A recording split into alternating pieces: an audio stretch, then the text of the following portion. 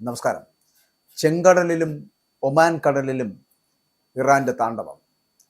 ചൈനയെ പാട്ടിലാക്കാൻ ട്രംപിന്റെ തന്ത്രം.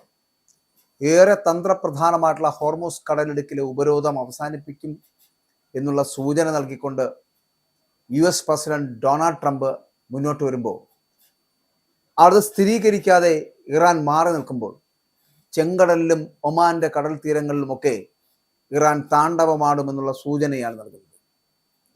ഇവിടെ സ്ഥിരമായിട്ട് തുറന്നു നൽകുവാനുള്ള തന്റെ തീരുമാനം, അതായത് ഈ ഹോർമൂസ് കടലിടുക്ക് സ്ഥിരമായിട്ട് തുറന്നു നൽകുവാനുള്ള തന്റെ തീരുമാനത്തിൽ ചൈന പോലും അതീവമായിട്ടുള്ള സന്തുഷ്ടരാണ് എന്നുള്ളതാണ് സോഷ്യൽ മീഡിയ പോസ്റ്റിൽ കൂടി ട്രംപ് കുറിച്ചു വച്ചിരിക്കുന്നത്.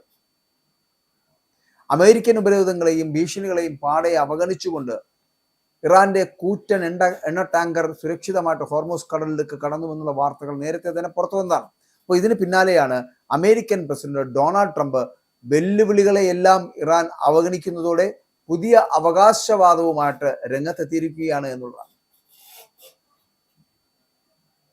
ഹോർമൂസ് കടലിലേക്ക് തുറക്കുന്നതുമായിട്ട് ബന്ധപ്പെട്ടിട്ട് ഞാൻ ആദ്യം സൂചിപ്പിച്ച പോലെ ട്രംപിന്റെ വെല്ലുവിളികളെ ഏറ്റെടുക്കുവാൻ ഇറാൻ തയ്യാറാവുമ്പോൾ ഇറാന്റെ താണ്ഡവം കാണുവാൻ, അത് ഈ ചെങ്കടലിലാണെങ്കിലും ഒമാൻ കടലിലും ആണെങ്കിലും ഒക്കെ ഇറാന്റെ മിസൈൽ താണ്ഡവം കാണുവാൻ തയ്യാറെടുത്തിരിക്കേണ്ടി വരും എന്നുള്ള കാര്യത്തിൽ തർക്കമില്ല.